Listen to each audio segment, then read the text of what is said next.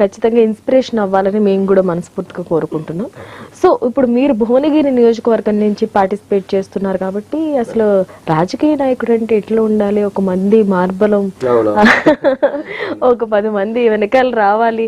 అసలు నేను మీరు నామినేషన్ కి వెళ్ళినప్పుడు కూడా చూసాను, సాదా సీదాగా ఒక 3 వెళ్ళారు అంతే. అండ్ ఇక్కడికి వచ్చినప్పుడు కూడా చూసాను, చాలా సింపుల్ గా ఒక్కరే వచ్చారు. అఫ్ కోర్స్ ఏ పోరాటమైనా ఏ ప్రయత్నమైనా ఒక్క అడుగుతోటే స్టార్ట్ అవుతుంది. సో ఇప్పుడు మీ నియోజకవర్గంలో మీరు ఫోకస్ చేయాలి అండ్ నేను ఒకవేళ నెగ్గితే నేను ఫోకస్ చేయాల్సిన మెయిన్ ఇష్యూస్ ఇవి ఫస్ట్ అనేది ఏమైనా ఉన్నాయా అక్కడ? ఫస్ట్ నేను చెప్పినట్లే అది మీరు అంటే సాదా సీదాగా మీరు అన్నారని నేను చెప్తున్నానండి. అంటే నేను ఇప్పుడు ఖద్దరు బట్టలు వేసుకొని ఒక స్టైల్ మెయింటైన్ చేస్తూ నిజంగా అంటే ఒక పూర్తిగా పరిణితి చెందిన రాజకీయంలో ఉండాలంటే నేను ఉండొచ్చు. కానీ అట్లా నేను వచ్చినప్పుడు జనాలకి ఏం గైడెన్స్ అవుతుందంటే మీ దగ్గర డబ్బులు ఉన్నాయి, బాగా సంపాదించుకుంటూ 10 ఏళ్ళు హైదరాబాద్ లో ఉన్నాడు కాబట్టి సంపాదించుకుని ఉంటాడు, లేదా అదర్వైజ్ ఎవరైనా లీడర్ మనకి సపోర్ట్ చేస్తూ ఉండొచ్చు, లైక్ డమ్మీ క్యాండిడేట్ అయి ఉండొచ్చు అనే ఉద్దేశం కూడా జనాలకు వెళ్లే అవకాశం ఉన్నది. సో ఆ సింప్లిసిటీ అనేది ఫస్ట్ నేను డైజెస్ట్ చేసుకోకపోతే పక్క వాళ్ళకు కూడా అర్థం కాదు.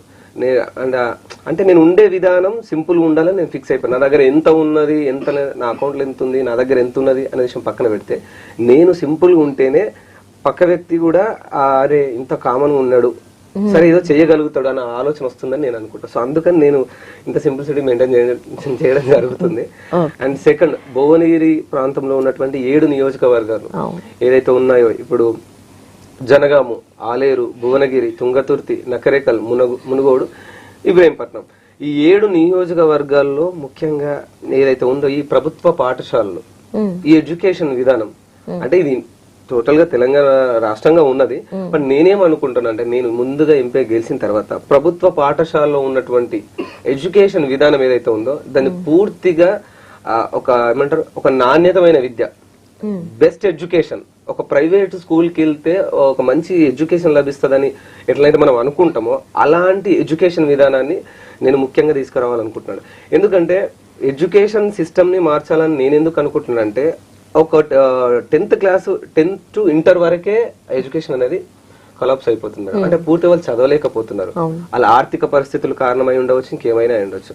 అండ్ ఇంకోటి ఏంటంటే ప్రభుత్వ పాఠశాలలో తినేటువంటి ఫుడ్ కూడా నేను దగ్గరకు వెళ్ళి చూసిన సందర్భాలు కూడా ఉన్నాయి కాబట్టి నేను చెప్తున్నా. నేను ఎందుకు ఇప్పుడు ఒక లీడర్ గాని ఒక రాజకీయ నాయకుడు గాని వాళ్ళకి సంబంధించిన వాళ్ళు కానీ పూర్తిగా డైలీ తీసుకునే ఒక పౌష్టికాహారం లాంటిది, 2 అరటి పండ్లు అయి ఉండొచ్చు, ఒక కోడిగుడ్డ అయి ఉండొచ్చు, ఇలాంటి ప్రతిదినం తినేటువంటి ఆహారం, పౌష్టికాహారం ప్రభుత్వం ఇంకెక్కువగా చేస్తే ఫిజికల్ గా కూడా మనోడు స్ట్రాంగ్ ఉంటారు విద్యార్థులు అనేది నా ఆలోచన. దాని ద్వారా వాళ్ళ మైండ్ సెట్ కూడా మారుతుంది.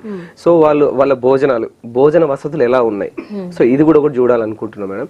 అంటే ప్రభుత్వ పాఠశాల స్కూల్ విధానం ఎట్లా ఉంటుందంటే ఒక పాత బంగ్లాలు ఎలా అయితే ఉంటాయో సినిమాలో చూసినట్టు అట్లుంటాయి గ్రామీణ ప్రాంతాలలో.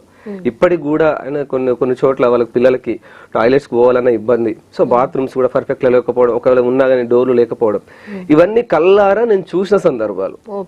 సో కామన్ మ్యాన్ ఏమనుకుంటుండంటే ఈ గవర్నమెంట్ స్కూల్ పోవడం కంటే అప్పు చేసి ప్రైవేట్ స్కూల్లో చదువుకోవడం బెటర్ అని ఒక నిర్ణయానికి వచ్చి అప్పుల పాలు అయిపోతున్నాడు.